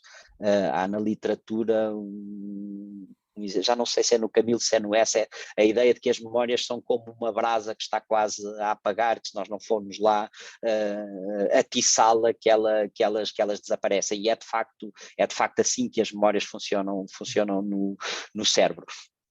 Portanto, mas aqui estou contra mim falo, ou contra Damasio falo com esta ideia da idade das células. Corria muito até há uns anos a ideia de que de 7 em 7 anos todas as células do nosso corpo já mudaram e que já somos um conjunto de células completamente diferente. Não é verdade.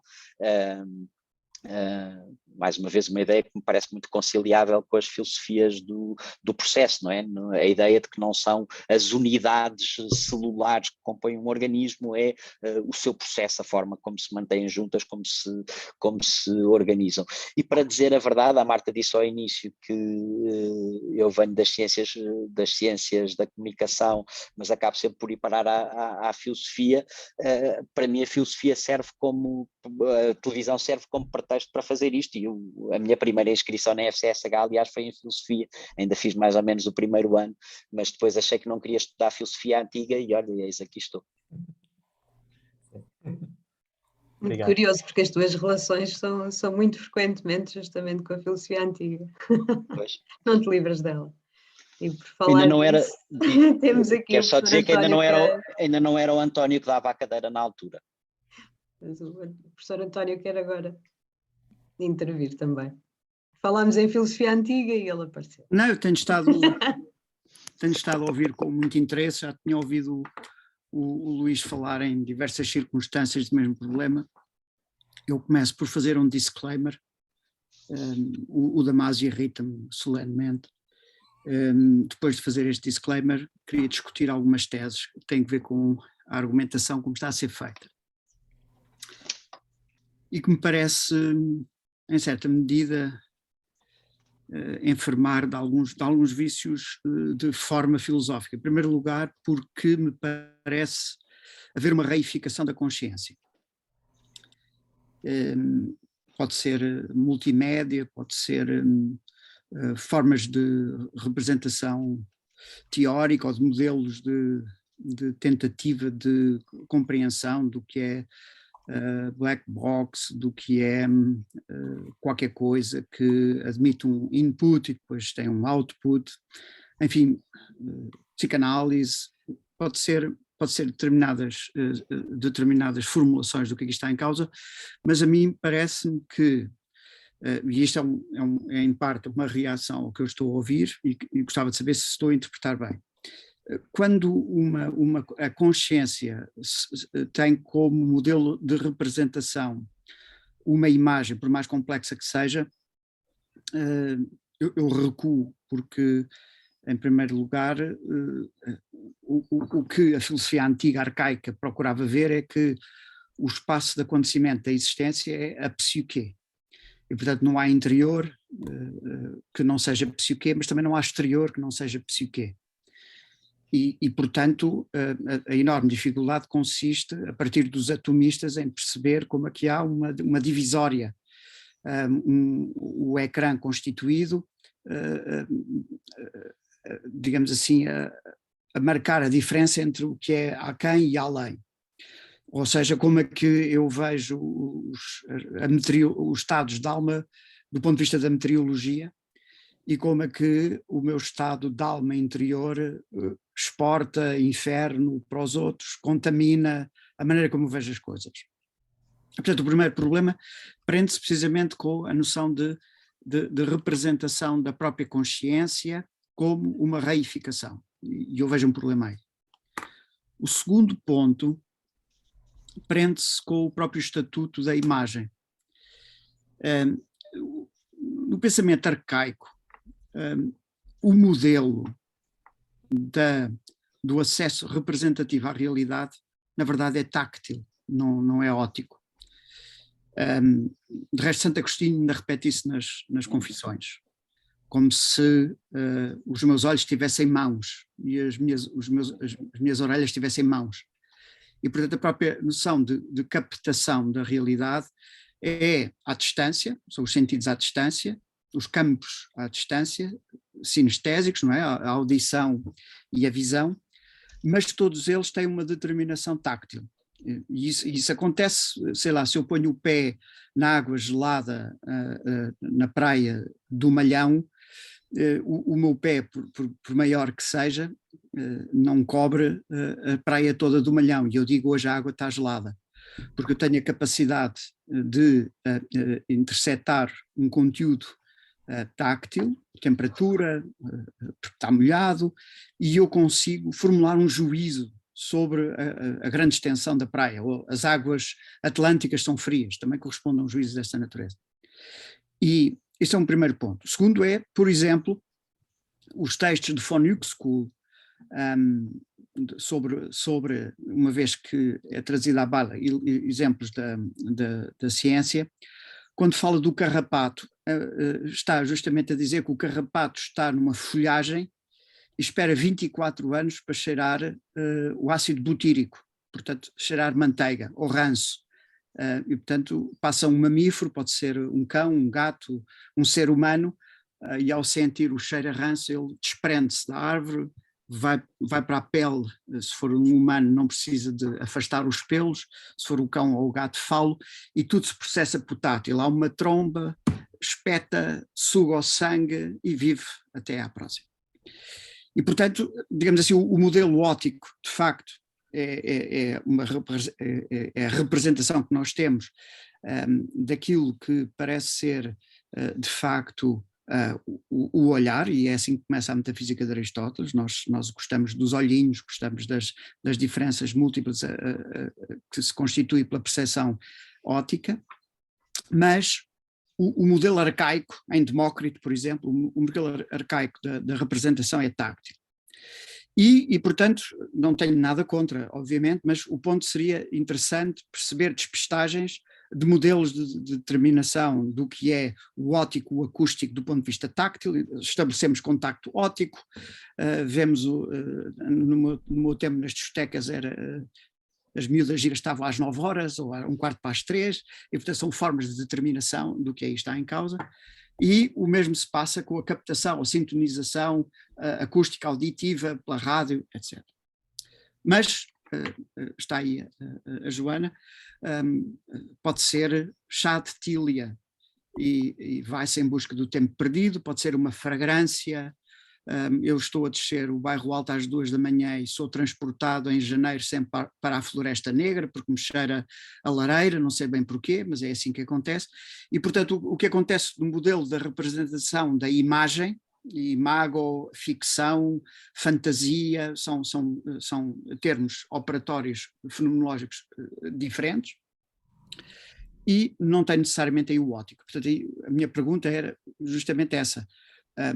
Como é que se pode expandir o modelo da representação táctil pelo contacto à distância, pelo controle remoto, que é o que está em causa, por exemplo, nas análises da propriocepção. Agora, na formação contemporânea, propriocepção, Husserl falaria de análises sinestésicas. O terceiro ponto prende-se com o problema da mimesis. O problema da mimesis, e eu também sou um platónico que fez a carreira com Aristóteles, mas o problema da mimesis é o problema da verdade, ou seja, da aletheia, por comparação com o estatuto do tofenómeno. E o ponto, tal como Platão descreve, não pode ser visto, já põe um problema, não pode ser visto apenas como modelo superficial da mimese, ou da mimesis, e da duplicação da própria realidade. Porque o que Platão procura mostrar há um ensaio genial de Sartre sobre isso, é a única coisa boa que Sartre escreveu, que se chama L'Imagination, onde ele procura mostrar que uma imagem parece ser menos coisa do que uma coisa. Mas, na verdade, o problema da imagem é que tem a pretensão de ser uma coisa, e há imagens tão boas que justamente apagam todas as coisas e surgem com a força e o vigor da própria realidade. E esse é o problema platónico da mimesis. O problema platónico da mimesis consiste nisto. São 3 formulações de representação da própria realidade. E, portanto, é a mesa que eu vejo e que está desenhada pelo zoógrafos, ou pelo pintor, pelo retratista. É a mesa que está a ser interpretada pelo carpinteiro. Portanto, há várias mesas e há aquele que a interpreta, e há Deus que faz o sentido da mesa, que não é redutível a nenhuma mesa a que nós nos sentamos, nem é redutível a qualquer mesa representada, fotografada, pintada, seja lá o que for. E o problema é justamente esse: esta mesa é una, é gen, tem o logos, tem um eidos, que é uno, e é justamente a partir disso, que é funcional, o ser da mesa não é a mesa. Eu não posso sentar-me ao ser da mesa. Eu não posso fazer nem multiplicar uma multiplicidade de mesas. Portanto, esse é o primeiro ponto. Quer dizer, quem é que diz ao carpinteiro como é que é a mesa? Quem a usa? Ou seja, o uso é o critério de verdade da boa mesa, tal como a sela tem de ser experimentada pelo cavaleiro e tem de dizer a quem faz as celas e as correias, etc. Quando se trata, na análise, que aqui em parte nos importa, porque radicaliza o problema da mimesis, na medida em que já perdemos o pé da realidade e estamos a analisar a tragédia e a comédia. O problema é complexo, a Maria falou, a Joana falou precisamente nessa complexidade das emoções, não é? Do passado, do presente e do futuro na retórica, não é? A mesma emoção é estruturada de formas diferentes quando são representações do passado, emoções do passado, presente e do futuro. Na ética a Nicômaco, uma mesma emoção pode ser vista como potência, pode ser vista como disposição, pode ser vista como afeto. ou seja, é muito complexo o que está em causa, mas o problema é justamente esse. Quando eu vejo a tragédia perfeita, o Édipo, estamos em contacto com o sublime. Eu não quero falar de prazer, porque isso é o que eu tenho quando como chocolates.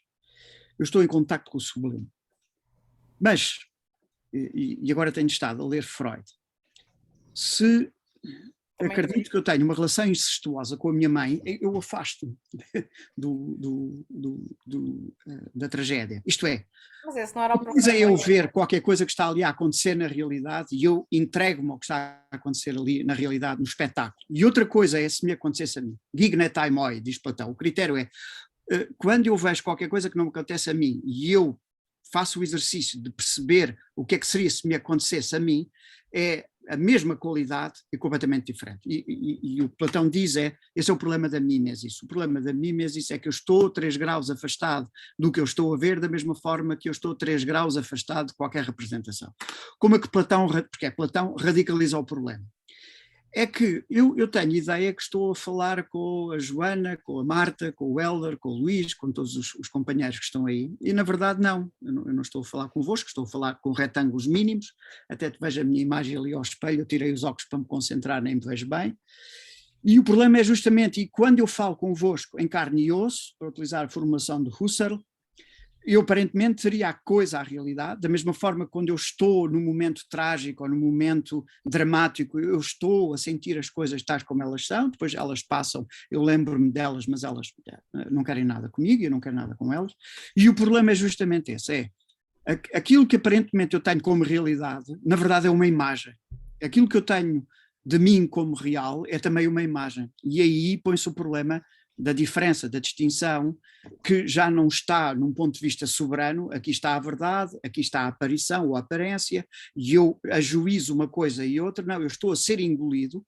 por um problema estatutário, por uma ambiguidade complexa, afinal, perante quem é que eu estou? Quando eu estou com o Luís, quando estou com a Joana, quando estou com a Marta, estou afinal com quem? E esse é o problema da própria representação.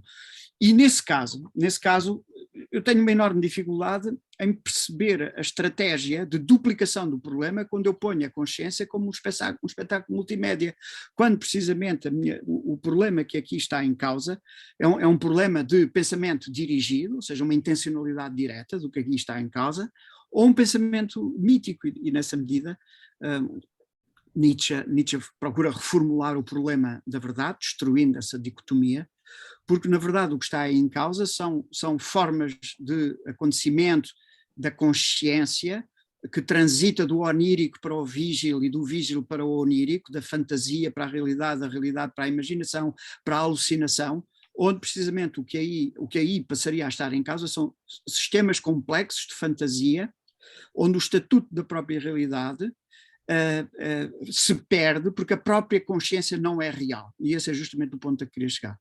A consciência não pode ser descrita como realidade. A consciência pode ser descrita, Kant fala, como modal, é wirklich, pode ser efetiva, mas nunca é real. E isso põe o problema, como é que eu posso explicar a ausência da realidade com a realidade? Como é que eu posso explicar qualquer coisa que acontece no domínio Perdão?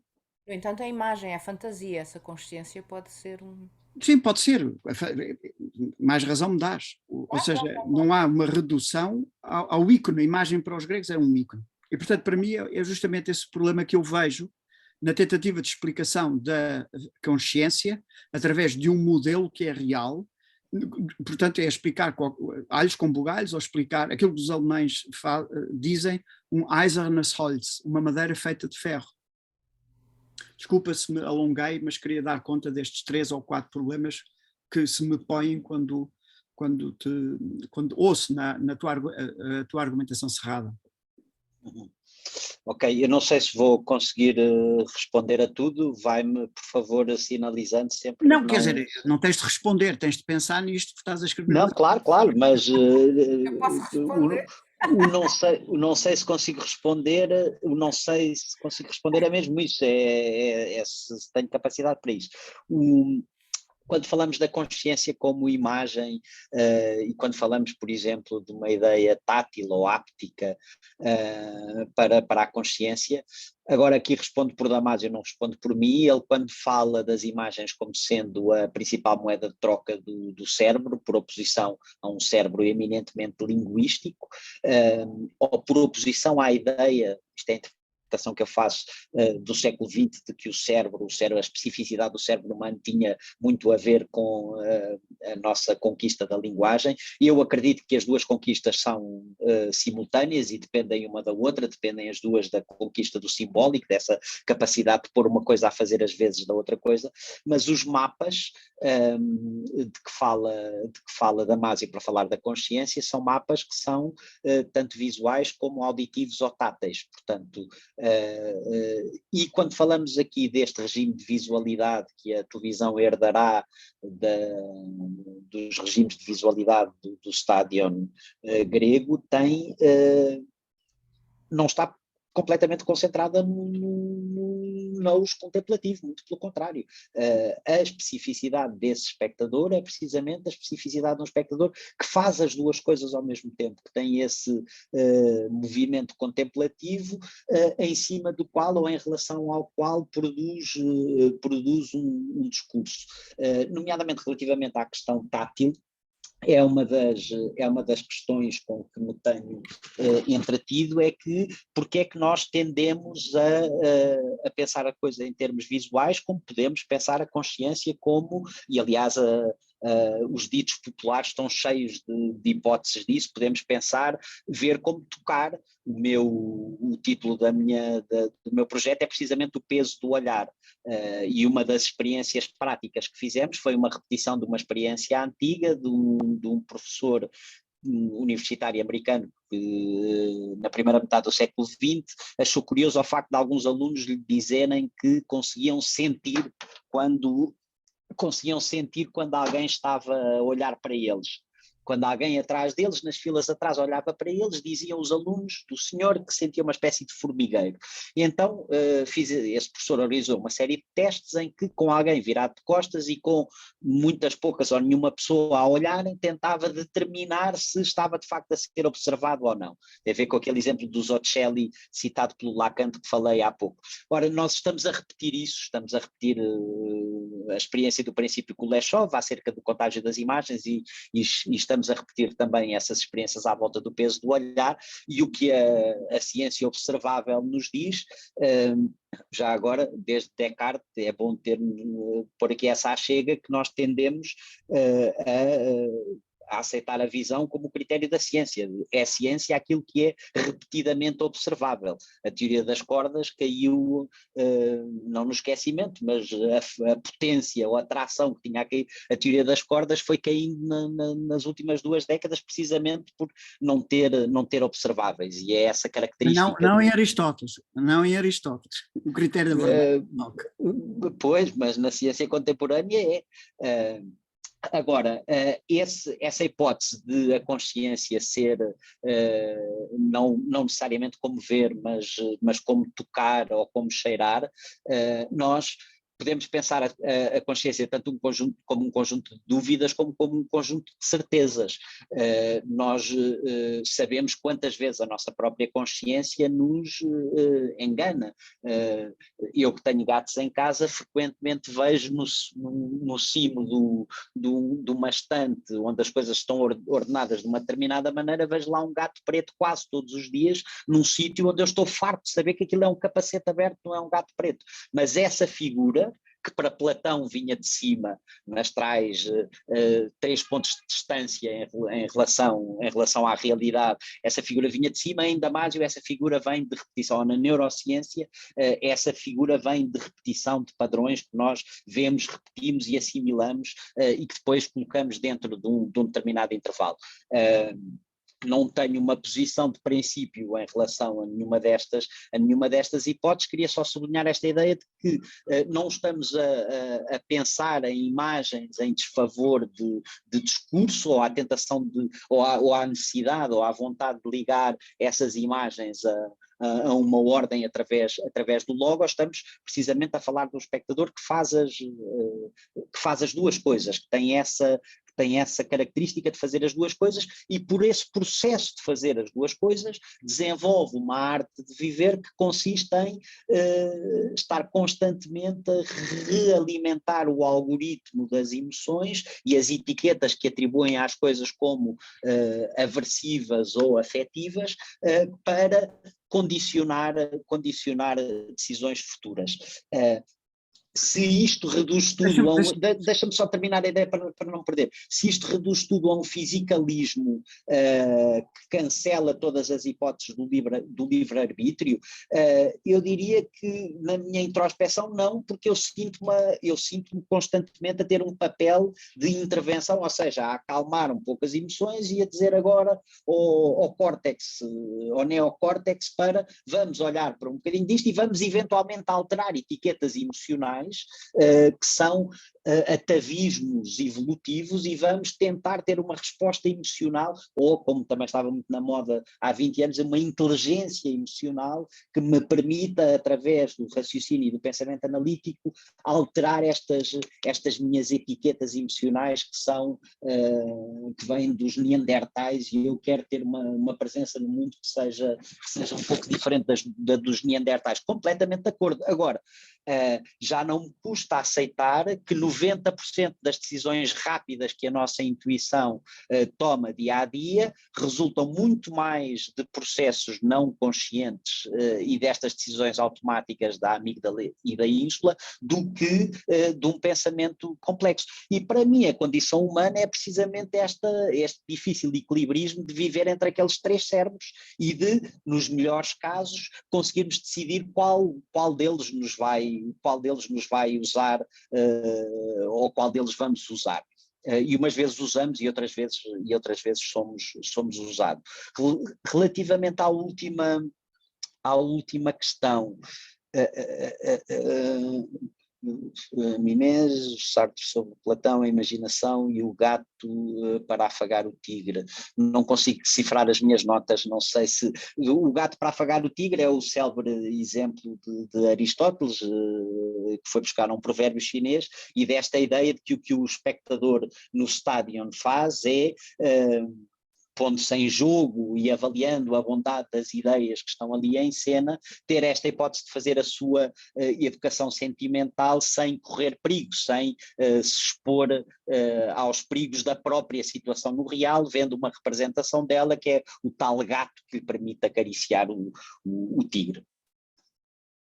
Eu acho que o conceito de imagem é muito confuso, porque eu estava a pensar que era uma coisa e afinal é outra. Acho que no princípio era a imagem, então não diz nada, diz tudo e não diz nada. Portanto, a minha dificuldade aqui tem que ver com o conceito de imagem. Ou seja, não está a ser operatório, não está a ser funcional. E, portanto, nesse sentido, não percebo, então, retiro as minhas críticas. A minha argumentação final é a consciência não é uma coisa, não é realidade. Pode ser consciência da realidade, mas não é realidade. Quanto à repetição de padrões e ao mecanismo de causa e efeito, não ponho nada em causa. Acho que há uma enorme dificuldade em conseguir explicar problemas que há uma tradição de problematização desses problemas relativamente à qual essa é uma solução simplista para mim, e essa é só o que acontece. Mas I rest my case. Obrigado. Nós também já ultrapassámos um pouco o tempo previsto para esta sessão e, portanto, está na hora de a terminar. Agradeço uma vez mais ao Luís Gouveia Monteiro pela excelente apresentação e a todos os que estiveram presentes. Obrigado. E contribuíram para a discussão. E pronto, e até muito breve, até à próxima sessão do seminário. Obrigado. Espero poder contar convosco novamente. Um grande abraço a todos. Até breve. Até breve. Obrigado. Deus, António.